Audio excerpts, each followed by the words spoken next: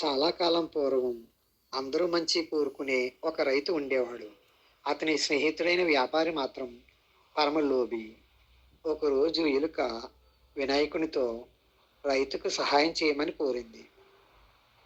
దానికి వినాయకుడు రైతుకు తొందరలోనే 1000 వరహాలు అందుతాయని అభయం ఇచ్చారు. ఈ మాటలు విన్న వ్యాపారికి గొంతులో పచ్చి వెలగకాయ పడినట్లు అయింది. ఒక పథకం వేశాడు. రైతు వద్దకు వెళ్ళి, స్నేహితుడా, నేను 100 వరహాలు నీ కూతురు పెళ్లికే ఇస్తున్నాను, కాదనకుండా తీసుకో అంటూ బలవంతం చేశాడు. రైతు ఒప్పుకోలేదు. దానికి వ్యాపారి, ఈ వారంలో నీకు వచ్చే సంపాదనని నాకు ఇవ్వు అని అడిగాడు. దానికి రైతు ఒప్పుకున్నాడు. రోజులు గడుస్తున్నాయి. వారం అయిపోతుంది కానీ రైతుకు ఏ విధమైన సంపాదన రాలేదు. కేవలం 2 కానులు మాత్రమే లభించాయి.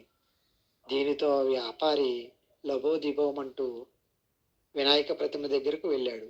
నువ్వు 1000 వరహాలు ఇస్తానని రైతుకు అభయం ఇచ్చావు, తొందరగా ఇవ్వు ఇవ్వు అంటూ వినాయకుని ప్రతిమ యొక్క తొండను పట్టుకుని లాగాడు. వ్యాపారి యొక్క చెయ్యి వినాయకుని తొండంలో ఇరుక్కుపోయింది. అతను ఎంత ప్రయత్నించినా రాలేదు. దాంతో వ్యాపారికి బుద్ధి వచ్చింది. తన తప్పు తెలుసుకొని మన్నించమని దేవుణ్ణి ప్రార్థించాడు. రైతు యొక్క కూతురు పెళ్లి తానే ఘనంగా చేశాడు.